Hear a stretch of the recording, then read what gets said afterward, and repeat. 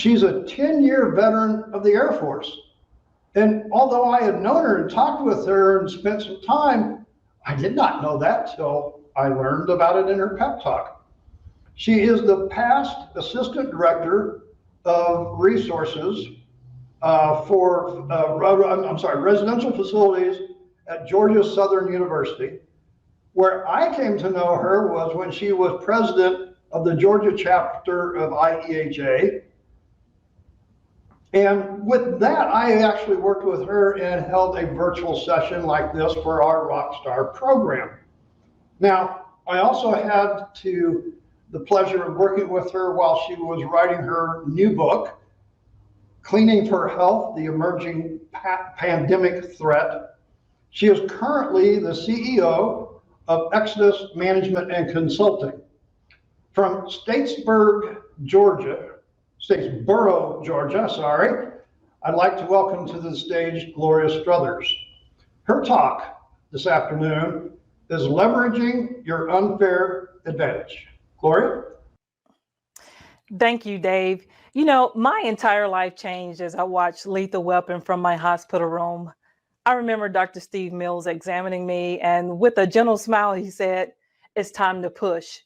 And by 9:45 p.m., my son Orlando was born.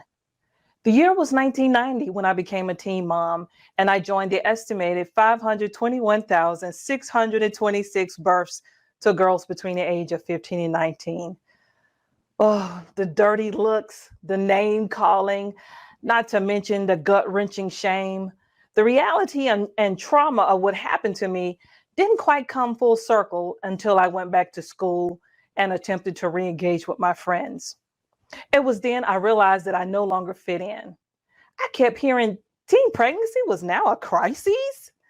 And mainstream media, they now controlled the narrative of how I was being perceived in my community. They were saying that only 50% of teen moms receive their high school diplomas and only 2% of teen moms graduate from college. The one statistic that struck me the most was that 60% of households of teen moms were at the poverty level. It became clear to me that my choice placed me and my son at an unfair advantage.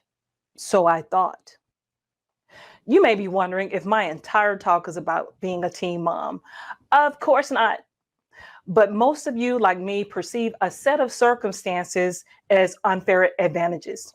Things like, I didn't get the promotion because I don't have a college degree, or the reason why we can't hire new staff is because of the pandemic. You know, perception is reality when it comes to identifying your unfair advantage. So now you're asking, how on earth did you leverage all of that? I'm glad you asked, because in the next few minutes, I will share 3 strategies for leveraging your unfair advantage. I hope you're taking notes. Strategy number 1 is adopt a growth mindset. You know, unfair advantages aren't only about our strengths, but also about our circumstances. I had a burning desire to overcome the odds of living in poverty, but I had to identify what was inside of me that would allow me to change this outcome when I knew the odds of winning. That's when the light bulb went off. I knew that I was intelligent, that I was determined, that I was organized, and that I was disciplined. But because that is what I also heard when I returned to school. I believe that if I worked hard, I could develop these abilities. That is what adopting a growth mindset is. It's the belief that you can develop any ability through dedication and hard work. And because of this belief, you desire to learn and you begin to think differently and become more open to innovation and growth. Another quality of a growth-minded individual is that they constantly seize moments to draw inspiration and learn from those who share a set of similar circumstances. In my case, I found Catherine Hughes. Catherine is the founder of Radio One, a media company that this particular enterprise owns 69 stations across the United States. But what most people don't know is that Catherine gave birth to her son, Alfred, at 16. She was a statistic, but now her net worth is $240 million. Or how about Fantasia Barrino? We know her as season 3 American Idol winner, but you know what? She also gave birth to her son Zion at 16. She too was a statistic. Now her estimated net worth is $4 million. But can you imagine people not expecting you to succeed in life? So you tend to do things that ensure your defeat? That was me at one point. I believe the whole world was plotting against me, especially my 7th grade track coach. Did she know I was scholarship potential? I knew I was good. I ran fast. Everyone knew it but her. Come to think of it, at the beginning, she never put me in a race. Did she know something I didn't? Of course she did. I didn't have a clear understanding of my strengths and weaknesses. In other words, I wasn't self-aware. This brings me to strategy number 2, become more self-aware. Roger Crawford says that being challenged in life is inevitable, but being defeated is optional. Self-awareness is vital to understanding your thoughts, emotions, your beliefs, and your behaviors. And when someone has a high degree of self-awareness, they know their strengths and their weaknesses and how these affect others and how they show up around the world around them. So for me to overcome that 60% chance of poverty, I had to leverage self-awareness, especially if I was going to change a fate that was meant to be a detour and not my destiny. So one thing I know for sure is that if you deliberately plan to be less than what you are capable of being, then I warn you, you'll be deeply unhappy for the rest of your life. You'll be evading your own capacities and your own possibilities. So to help you begin this journey of self-awareness, you can start by asking these 3 questions. You ready? Question number 1, who am I? Who do I want to be? Question number 2, what are my greatest goals and desires in life? And number 3, am I taking consistent action each day to move me closer to my dreams? That brings me to my last point, and that is strategy number 3, cultivating the belief that you make a difference. The dictionary defines belief as the acceptance by the mind that something is true or real. There was this one time while I was in the Air Force, I recognized that we didn't have a medical tracking system, particularly for physicals. I knew it would make a difference, but I didn't know just how big of a difference. Out the blue, the Air Force Command announced that we were having an unannounced health services inspection known as HSI.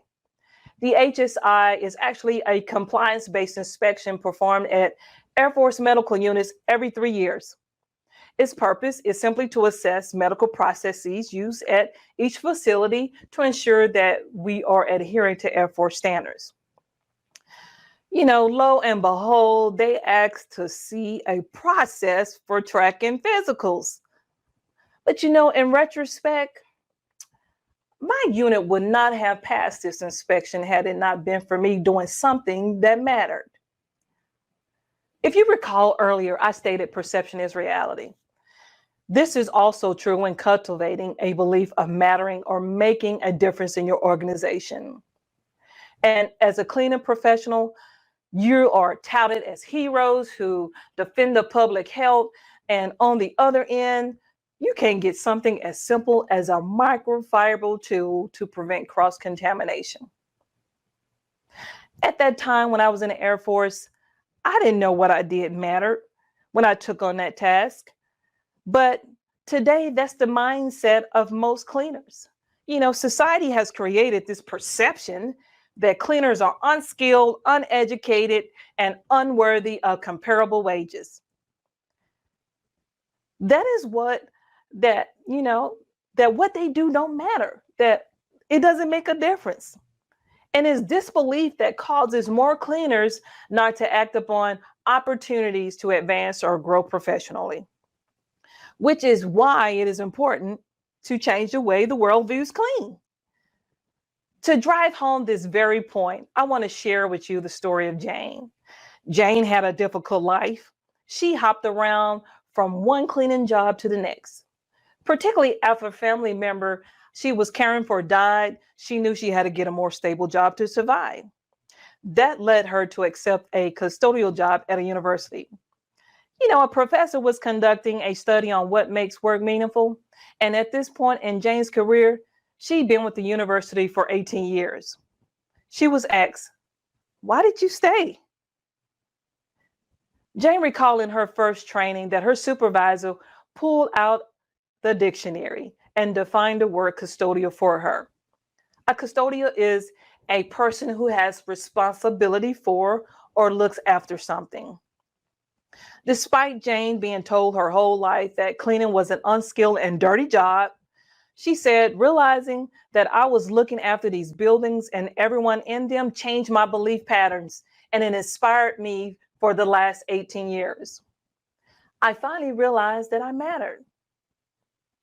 Jane credits this one action from her supervisor for fueling her energy and a sense of self-worth for the last 18 years in her job. As I end this talk, research suggests that people emotionally feel invested in their work. They feel valued for their expertise and connected to their coworkers and leaders when organizations incorporate mattering into their culture. It is just as crucial for leadership to ensure that everyone feels respected and they can bring their authentic selves to the table by providing space to welcome their contribution in various ways. Every individual has some unique attribute that can make all the difference. And my ability to leverage my unfair advantage altered my entire fate as a teen mom. Once you dial in on what sets you apart, use it to your advantage. Doing this will allow you to perceive any set of circumstances as wins, WINS. Napoleon says that you are the master of your destiny. You can influence, direct, and control your environment. You can make your life what you want it to be. Using these 3 strategies, adopting a growth mindset, becoming more self-aware, and cultivating the belief that I make a difference, allowed me to leverage my unfair advantage, which changed the trajectory of my life. I went from being a statistic to a success, and it will do the same for you. So join me in my networking booth if you want to learn more. I can't wait to share.